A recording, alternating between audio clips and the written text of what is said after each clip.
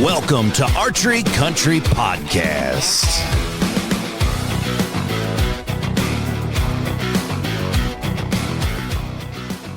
Welcome back, everybody, to Archery Country Podcast. This is Wade sitting in with you today. Welcome to 2024 podcast of Archery Country. Episodes are coming to you. We got a lot of great setups for this year. We got a lot of big brands. We got broadheads and arrows and bows and tree stands and saddles and camo companies, and everything's lined up to be awesome. We also have our favorite bow review coming up with, we're actually going to head up to the guys from Waite Park, and we're going to meet some new cats. We got a location down in La Crosse, Wisconsin. We're going to go down and visit with Eric and Seth, and then the manager down there is now Dan Block. I don't know if that's news to some people, but he is no longer working in the Rogers store. He is down in La Crosse managing that awesome facility, awesome company, and doing a great job. So that's kind of news to us, but we're also for 2024 going to install episodes that are called Archery Country Tips and Tricks. For some of you, if you watch some YouTube channels, we got away from the videoing and just having personnel to do that and run all over.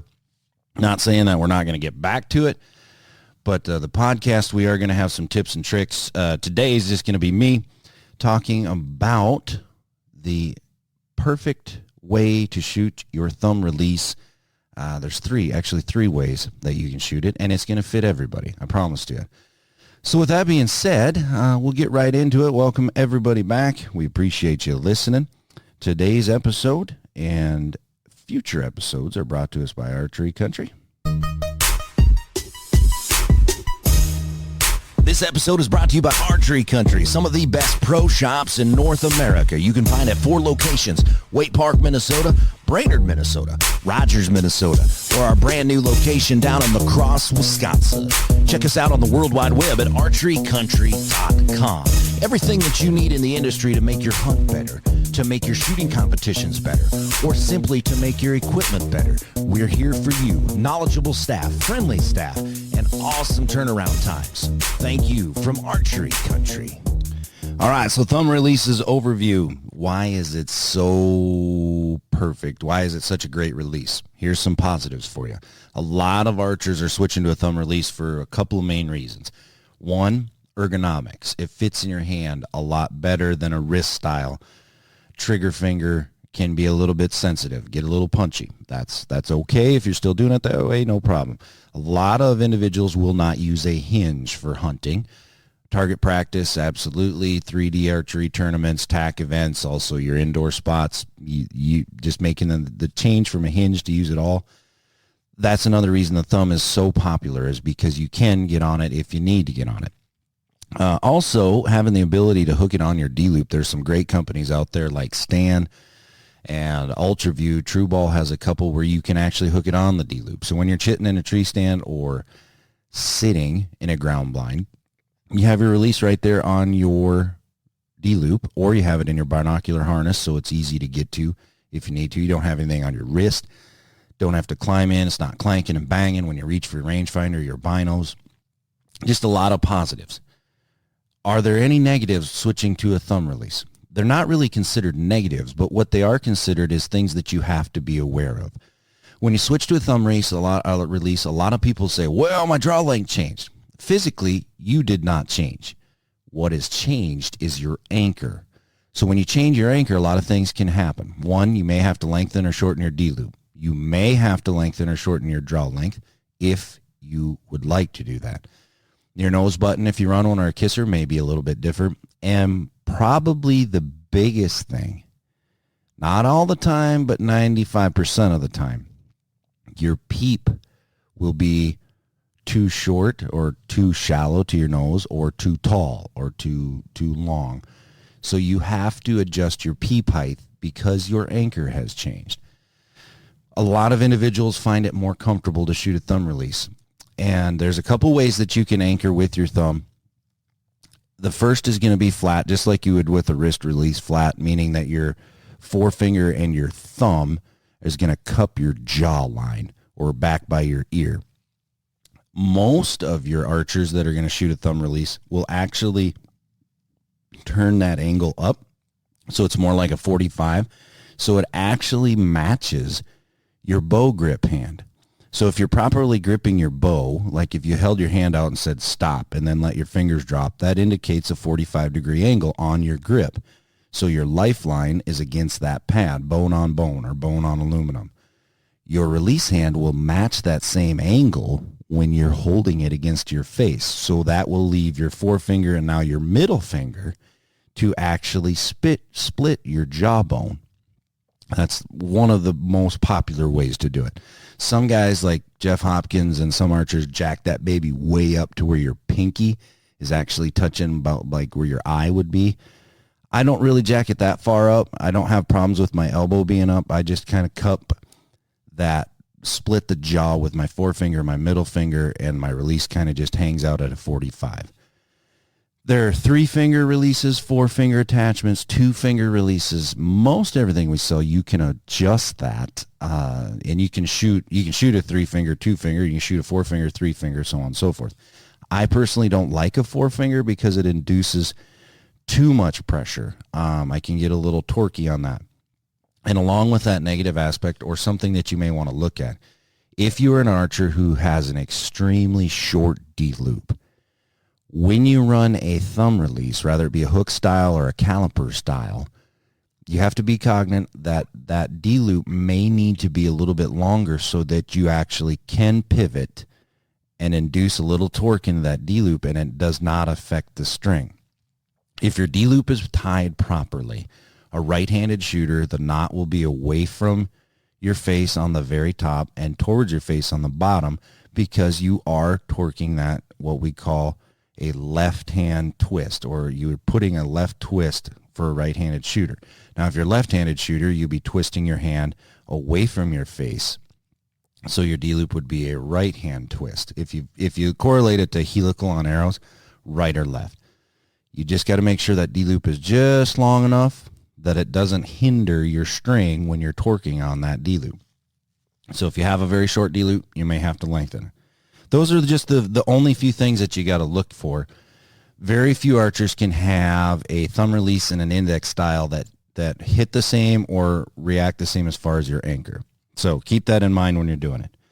Now, with that being said, I'm going to take for granted, and I'm going to assume that most of you know how a thumb release works. You have a thumb peg or a post, and then you also have the thumb barrel, okay? Thumb releases are meant to be shot with your thumb. That's basically how they use it. Again, I'm just assuming that you guys know that, or guys and gals know that. With that being said, what I'm here to talk to you about for the next half hour is 3 ways to properly run your release so you have more consistency in your shot process, more consistency in your actual pattern downrange. Now, everybody can grab one of these and shoot it at 10 yards, and you're going to hit where you need to hit. 20 yards, you're going to be pretty dang close, and you can find it out. If you don't do one of these 3 processes or these 3 steps, you're going to find at your 30 to 90 yard range, you're going to have some inconsistencies. That's what we're here to help you with. So a lot of today, if you have a release sitting in front of you at your desk, or you're sitting in your truck, obviously don't take your hands off steering wheel. But I have a release in my hand, and I'm going to talk about a couple different models that can help you in certain situations on how to do each step properly. With that being said, we'll start with the first one. This is what we call the squeeze method. This is constant pressure from your thumb and your pinky if you're holding your release. Now, if you a ring finger, if you're shooting a 3-finger, or your middle finger if you're shooting a 2-finger. But when you take a release, a thumb release, and you're looking at right in front of your face, if you have your post and your barrel set way forward, okay, remember that a release will not fire by pushing straight down on the button. The release fires by putting tension and pulling backwards, okay? Back towards your elbow if you're at full draw. Back towards the backside of the release. The way that is there's a sear system inside. When we relieve enough tension, when we put pressure on there and that tension breaks that sear, then your release will fire. Very simple concept. Put pressure, enough pressure, it pulls. Now, if you bought a cheap thumb release where you cannot adjust your travel or your sensitivity, or if you have a release like a Carter would be, or some of the new stands, it's one screw does both. Sensitivity and travel is taken care of by one screw. Those are actually the coolest. They're very, very user-friendly. If you bought a release that doesn't have those, you're probably going to skip this whole podcast and go all the way to number 3 way to fire that, because it's really, you can try it, but if you have too much travel, you're going to fight method 1 and method 2 of this podcast. So method 1, the squeeze method. What I want you to do when you fire your release is get into your release to where, if you looked at your fingers, okay, you have the fingertip and then you have break or knuckle number 1. And that's coming from the tip working back to your palm. So from the tip, that break, that's knuckle 1. Then you got the fatty part and you go to knuckle 2. And then you got another fatty part and you have knuckle 3. When you hold a handheld release, it needs to sit in between knuckle 1 and knuckle 2. So when you make a fist, you still have your release there, but when you shoot your release, you actually want from knuckle 2 all the way to your wrist bone to be completely flat. You don't want to have an arc in there, and you don't want to be hyperextended out. You want that flat as you can get it. So you could set a pop can on the back side of your hand. On your knuckle, from your middle knuckle, second knuckle, all the way to your wrist bone has to be flat. With that being said, now wrap your thumb all the way around that post. If you're a tip shooter, which means just the tip of your finger on there, you're going to want to maybe try to go a little bit deeper. I would say on your thumb, between knuckle 2 and knuckle 3, that is where you're going to want to have your barrel. Your post has to be a little bit longer to get in there. I personally go way, way deep inside, so I'm right at the crotch of the palm and the thumb, so you can actually feel that bone on there. Now, the squeeze method is very simple. You get on target, acquire your target, put your pin on your target, do what you need to do, and now to start your shot process, you're basically going to take your subconscious mind and think about putting your thumb and your ring finger, or your thumb and your pinky together. You're basically just squeezing that. For those of you that can shoot rifles, especially long-distance rifles, high-precision rifles, you know that we're not duck hunters. We don't slap that trigger. We're not just saying now. What you're doing is you're breathing and squeezing. Take a big breath in, let half out, hold, and you're squeezing that trigger. Same thing, instead of using your trigger finger, you're going to use your thumb and your pinky. And you continue that squeeze until it surprises you. The greatest feeling in the world is a surprise release. Now, not all the time is this going to be the greatest or most accurate. And yes, I just said that on a podcast that is airing all over the nation. Sometimes the most accurate way to fire this is not the squeeze method. You can produce some movement. But the surprise release, I'm talking a half inch, a quarter inch, an eighth inch of movement downrange. Okay, so if you're in a hunting situation, for the hunters that are listening to this podcast, you're out to kill. You're out to hit a 6-inch circle, right? So you don't really worry about it. Surprise release is going to be more consistent, sometimes not more accurate, but more consistent over time.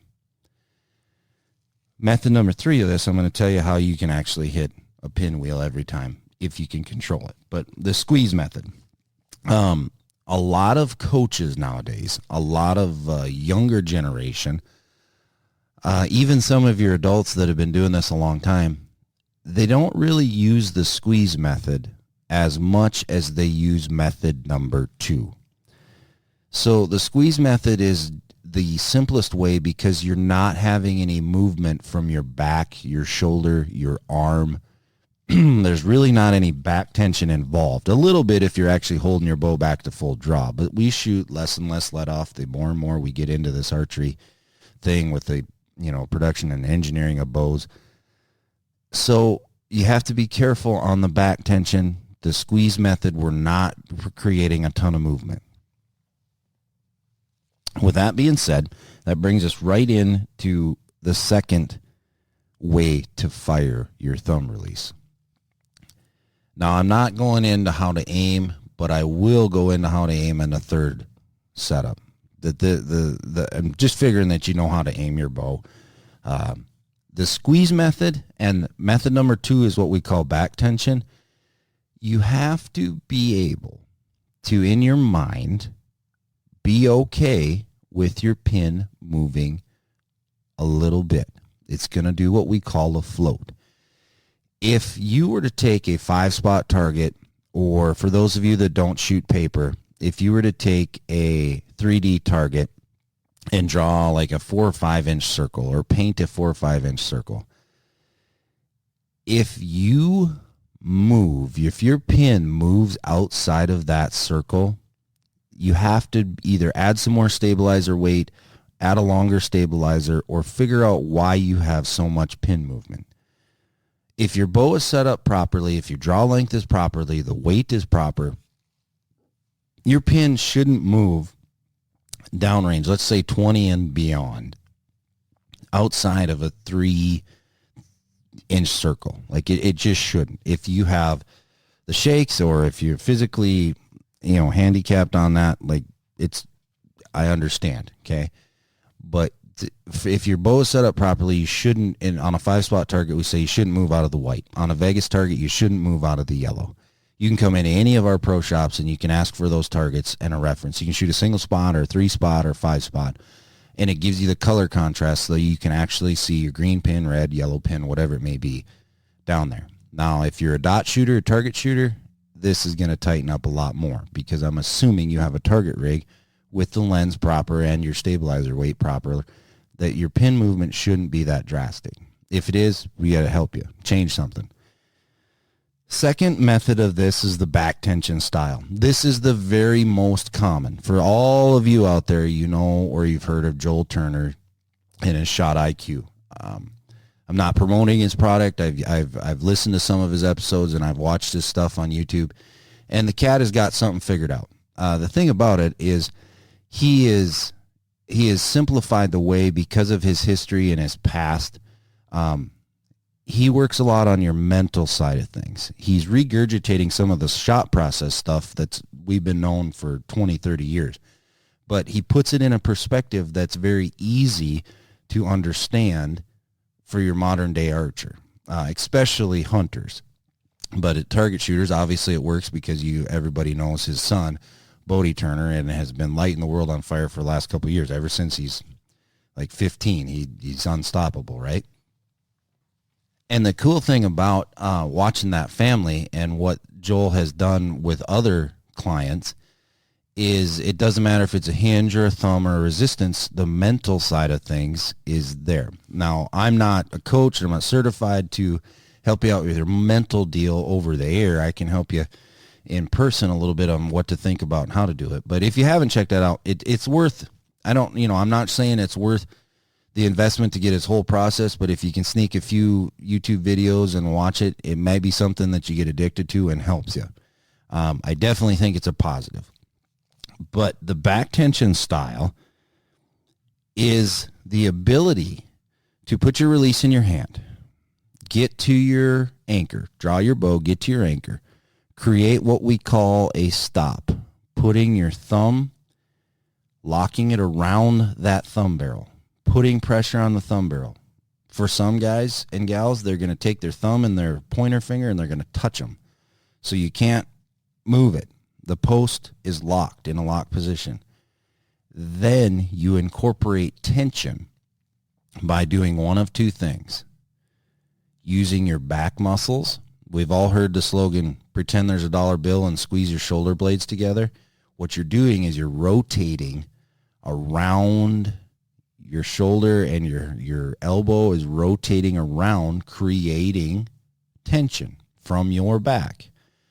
Some, like John Dudley from Knock On, he says pull using back tension, but pull and pretend that you want to break the window behind your shooting line. Like you want to run your elbow through that. So he has follow through. So when his shot fires, you watch his hand like brush across his ear and go back behind his head, almost making like flexing his bicep, showing off his muscles. This is very, very consistent once you master it. So you acquire your pin on target, letting the pin float. Then you create that block with your thumb and your forefinger, and then you're creating even pressure, again with the flat part, your back of your hand flat. You're creating pressure, blocking the thumb, and you're pulling or tightening your back muscles. Your shoulder blades come together. I don't know the actual muscle terminology, but you're creating back tension. You're pulling them. For those of you that ever shot a resistance release, this is exactly how you fire a resistance. You're creating tension. You're pulling pounds. You're adding pounds to the holding weight by pulling, and that makes the release go off. You can shoot this exact same method with a thumb. Again, you're not going to have a lot of movement. You are creating more movement, but if your release is set up, it's a very minute movement to make the release fire.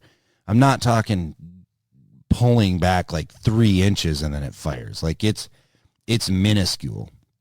You're actually doing more rotation around from if you took a laser and put it on your elbow and then that laser was pointing at the wall behind you, you would notice that it moves.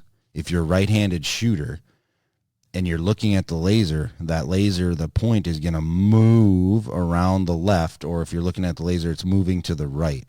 You're creating a back tension style. Where does this come in handy? If you have target panic, if you physically cannot put your pin on the center without saying go, if you do this properly, and you can see some of the YouTube videos that I've put out, you can see some of the YouTube videos that other people have put out, it allows you to put your pin on target and your mind to calm down. This also slows your shot down. So if you're a target puncher or you command your release, your shot sequence is probably roughly from 3 to 6 seconds. And this is studied. I got the shot sense on one of my target bows. I've done this. If I'm a command shooter, it's 3 to 6 seconds and that goes off from the time that my pin is floating in the center.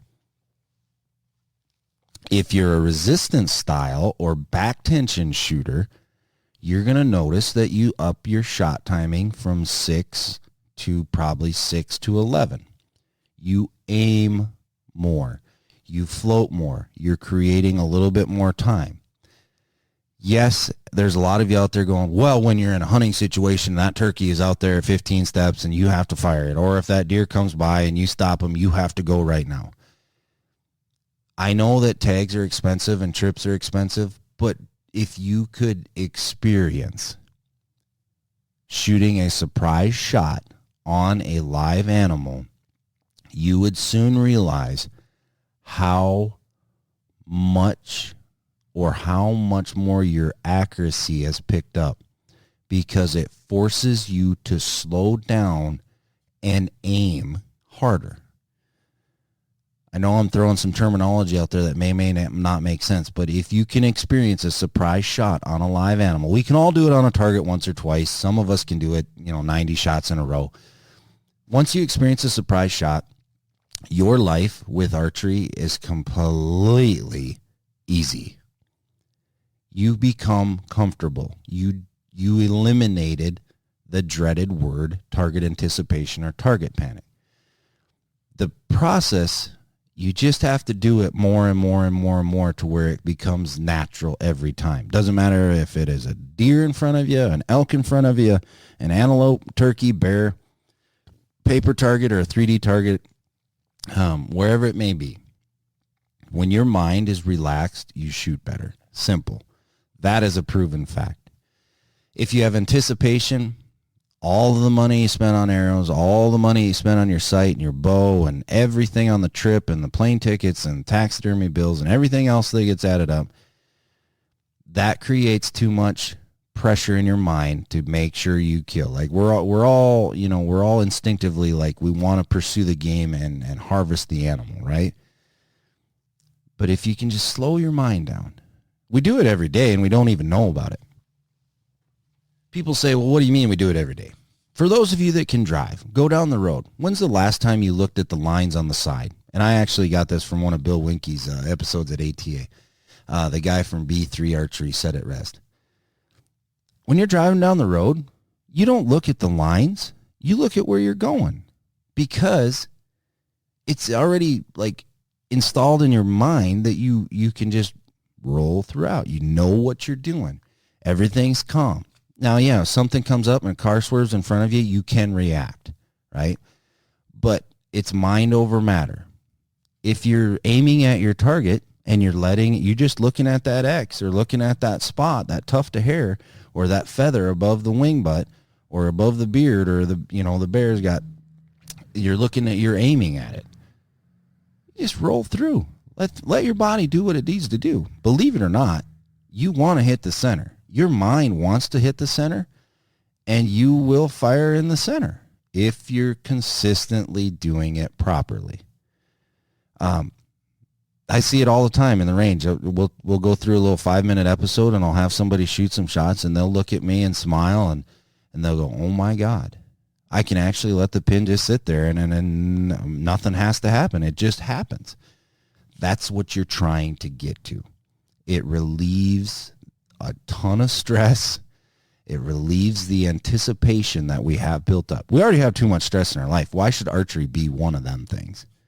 Dude, just put it in the middle. Let it sit there. Pull on your release and it'll go off. With that being said, again, I'll cover it again. We have the squeeze method. We have the back tension method. Now, there's a lot of tips and tricks for the back tension method. Some guys like to rotate their release. Some guys like to squeeze and back tension. And I keep saying guys, I apologize. Like all of us together. Archers, right? Get this and practice and practice and practice. And you may have to practice at 5 yards to start or in your shop or your basement, 10 yards, right?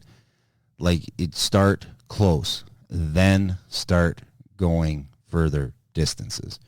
Where target panic will creep up on you is two situations. One, if you're in leagues right now and you're worried about score or you're competing against your buddies at a 3D shoot and you're worried about score, target panic will rear its evil horns at you.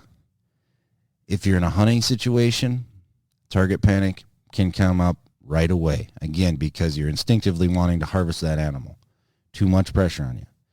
Forget all that. Pull, squeeze, pull. Another situation where this comes up, where target panic really, really shows its ugly face, is at longer distances. Because the last thing you want to do is miss at 60. You go out to 100. It's a lot of fun. You don't want to miss. That target is so incredibly small that all of a sudden your pin is covering the whole freaking area. You get anticipating that shot. You punch it or slam that trigger down, a lot of bad stuff can happen. With that being said, welcome to step number 3 of how to fire a thumb release. Now, I want you to take the word trigger slap, I'm a puncher, trigger punch, get it out of your vocabulary. What I want you to start saying is I am a controlled command shooter. I am commanding the release to fire. Up until 6 years ago, in the target world, you guys listened to a podcast I did with John Dudley, and he said, hey, if you guys ever want to figure out arrow builds or how to shoot, watch an Olympic gold medalist. That was for arrow builds, but watch some of your best target shooters in the world. They'll show you how the release works. They'll show you how your arrow build is, right? Okay. There, up until 6 years ago, maybe a little bit longer than that. Some guys have been doing this forever. If you can become a controlled command shooter, there are some days that you are simply untouchable. Meaning, if you've ever stood on the line with a command shooter, There are some days they will not miss. For those of you that are listening to this that have anything to do with target archery and you watch the Lancaster shoot-off for 2024, half, if not more than half, of the archers on the line, especially in the shoot-off, commanded their shot. They are mentally strong enough that they can control where that pin is. They're not timing it. They're not driving by the target and firing it. They're pulling and creating pressure. And at the very last moment, when that pin is where they want it, they simply touch it off. But a controlled command shooter is not a slapper or a puncher. You are not coming from left field. The biggest mistake you can make is not having your thumb married to that thumb button or peg. If you're going to be a command shooter and you do not touch the thumb barrel until it's time to fire, push pause on this or flip it over to XM radio and listen to your favorite song. We cannot help you if you slap the trigger. I don't want to be blunt. I don't want to be rude, but if that's the way you're going to shoot, so help you God. If you can control this, if you can marry your thumb to that thumb peg so the last little micromillimeter of movement is you commanding this, then you have a chance. So draw your bow back. Get your release in your hand. Draw your bow back and marry that thumb. Rather it be the tip or the middle knuckle or in deep like I shoot it. Put your thumb on there and pretend it's super glued to it and it will not move. Draw your bow back. You're at anchor. Thumb is on the peg. Squeeze and pull to help you aim. And then it's just one little millimeter of movement and it's off. Okay? If you're having your day, this is one of the most accurate ways to shoot it. I know I've been on other podcasts and I've told you that this could be detrimental. I've changed my opinion in the last 12 months with a thumb button. You can be very, very accurate as a command shooter if you can harness your mental thought process. If you cannot, stop listening and go back to method 1 and method 2. I promise you it will be more forgiving because, and this is a pretty bold statement, if you drive by, and what I mean by a drive-by, if you draw your bow and you're above the target and you come down to the target and then your pin goes past the X and then you come and you're trying to push that bow, you're trying to pull that bow, whatever it may be to get that pin back up to the X, and all of a sudden it's starting to move, and then your pin's on your X and you go, now! And you shoot 4 inches high. That's a drive-by. Sometimes you see it, an archer will be, they'll draw their bow back above the target, they come down to the target and they're on the left-hand side and they're a right-handed shooter and they're going from the left, going to the left. They cross into the white, they get to the X and bam! And they're still moving and the arrow hits to the right. There's no physical way to do this perfect every time, so you cannot like set your sight to the right, hope, and then hit them in the left. You can do it once or twice, absolutely, but you can't do it 60 times in a row. If you're a drive-by shooter, go back to method 1 or method 2. Quit being a drive-by. If you have target panic so bad that your pin locks below the target and you can't lift it up, go to method 1 or method 2. Don't be a command shooter. Now, there's an anomaly to every story, right? This is one of the greatest archers that I know personally. He lives in Iowa now. He's what we call a lollipopper. He loves to see what he's shooting at. So he's known in the ASA world for everything that he's done. Before Levi Morgan, Jeff Hopkins like owned ASA, IBO, right? Like he was the king. What he would do is he has to see the X or he has to see the 12 ring that he's aiming at. So he sights in, his arrow impacts what he's aiming at, but his pin is below the target. There's absolutely nothing wrong with this. It's called Lollipop. And if you guys remember when we got our Daisy Red Ryder BB guns back when we were little, they teach you, or it says how to sight this in, is you put the front sight in between the two little wedge parts on the back sight, creates a U, and you aim below your target, right? That's how we were taught when we were little. So if you physically can't put your pin, or you have to see what you're aiming at, by all means, put the pin right below where you're aiming at and sight in. Lollipopping. It can relieve target anticipation, anxiety. There's some target archers that shoot like a see-through circle on their lens so they can actually see the X. If you're shooting like a triangle, that's kind of a new thing that UltraView came out with as far as their sticker placards. You're shooting a triangle with a little point. It's the same thing as a pin. You're putting a pin right below that X, and then you're executing your shot. Now, I'm not going to say that Jeff Hopkins is a target puncher or a command shooter. He may be in some situations. He may not be. He may be doing all three of them. Might be squeezing, pulling, and sending. Who knows? If you ask me, I just got done shooting a tournament. It was the MMA state 5-spot or NFAA 5-spot round. That is the very first tournament in my life that all the arrows that I shot with a thumb button. Now, did I shoot a surprise shot? 90% of the time I did. Can honestly sit here and tell you that. Did I command a few shots? Absolutely I did. It came down to the last end. A gentleman by the name of Lopez, Tim Lopez, he shoots in the cities, and he's actually the vice president of the MAA. Him and I were in the pro class, and we were shooting together. He was top, I was bottom, top. So I had in my mind, I could tell where he was at, right? Because I was a scorekeeper on the mobile pad, and then we had paper scores, and he was a caller. So is this the right way to do it? No, but this is just the way that I do it. I'm always keeping track, right? Today's technology, you can open your phone and see who's leading.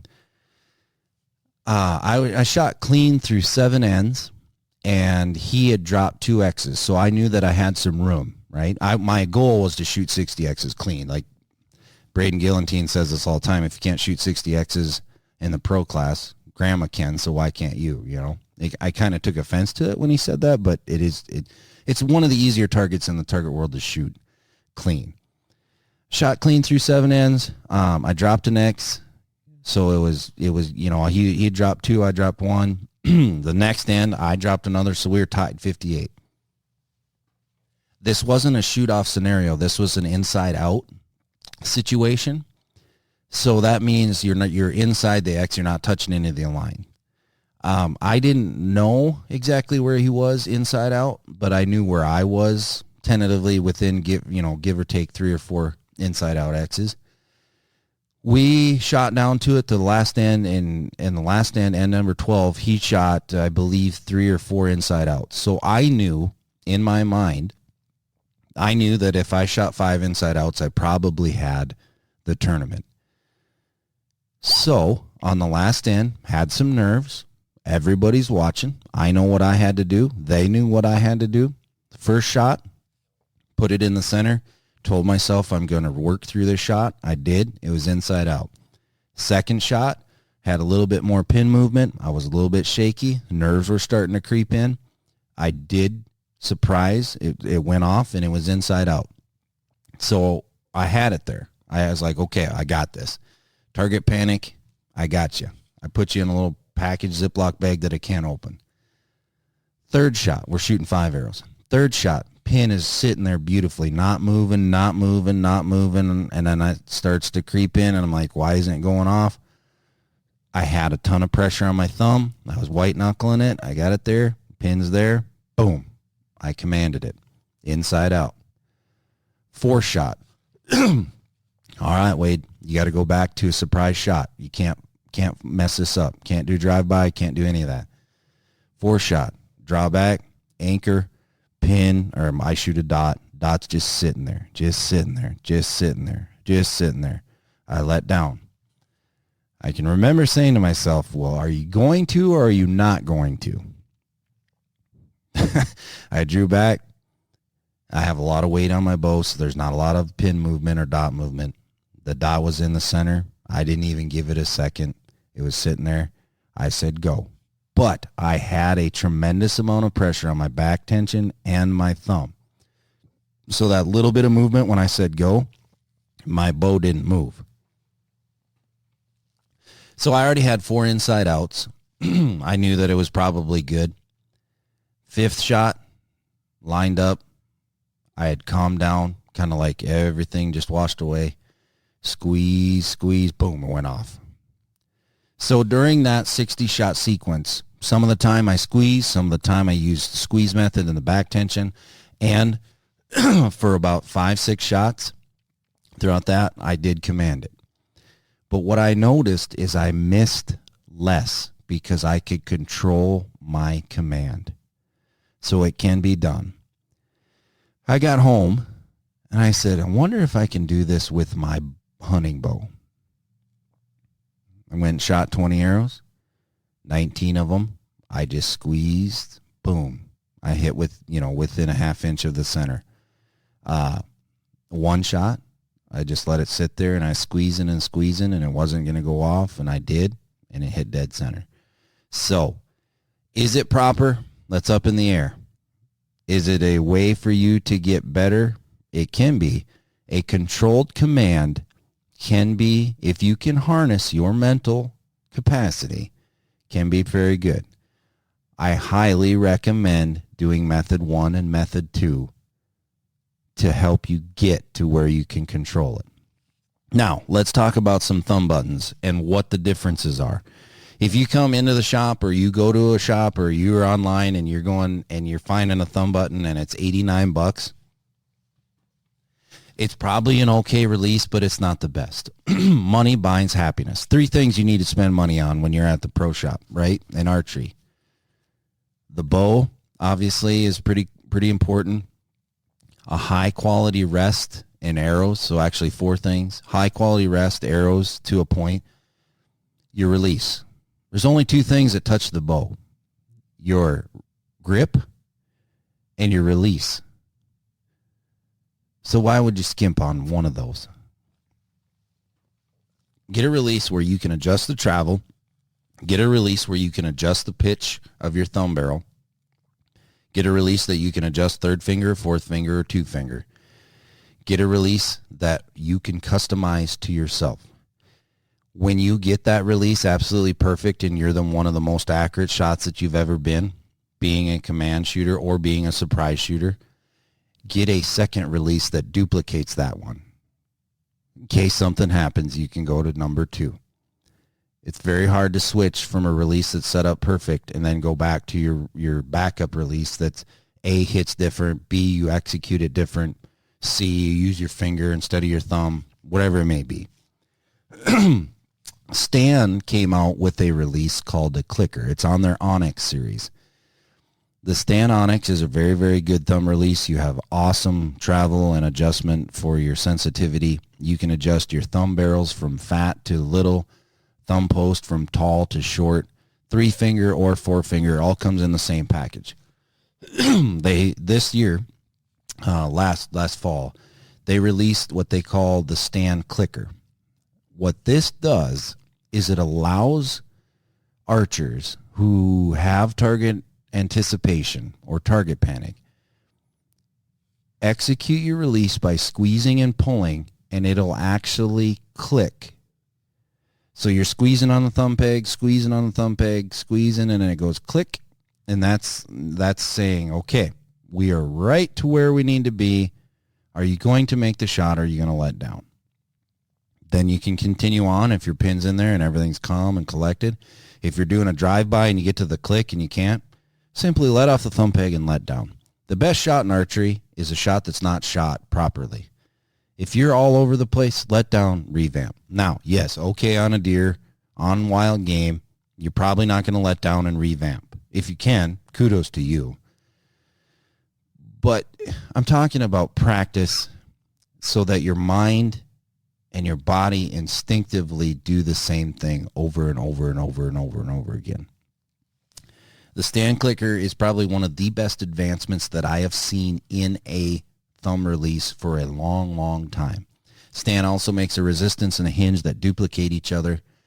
This is a release that you can hook on the D-loop.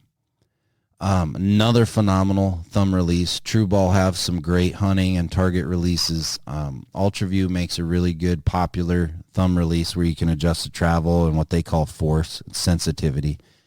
Ergonomically speaking, they all come in different sizes so that you can fit it in your hand. The worst thing is to get a release that's too small because it congests your hand and your muscles and creating that flat movement. It's very, very difficult.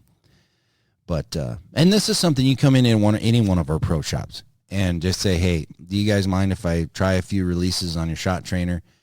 And you narrow it down from 3 or 4 or 5, and you get down to 1 or 2. And if if you're properly set up on your bow, we'll allow you to take those releases over to our demo range, and you can basically blank bail. You're just getting that release set for you. And all of our staff is very well qualified. They can set the release to help you. We also carry a ton of hinges and a ton of finger releases and also some resistance styles, to help out with your shot process. But today's episode is all about thumb releases, so that's kind of where we're at. Again, the Stan clicker, that's one of the new ones. It's called the Stan Onyx clicker. Stan Onyx is a phenomenal release. It doesn't have a click. Again, we talked about True Ball and UltraView. Spot Hog makes some nice releases as well. They're a little bit different the way that they react as far as thumbs, but they can be set up and they can be very, very, very good. With that being said, I hope that this helped. Again, remember, don't be a target puncher. Don't be a slapper. Don't be a trigger puncher. Don't be a slapper.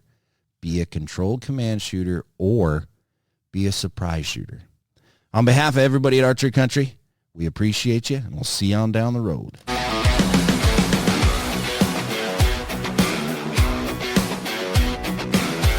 Thank you for listening to Archery Country Podcast.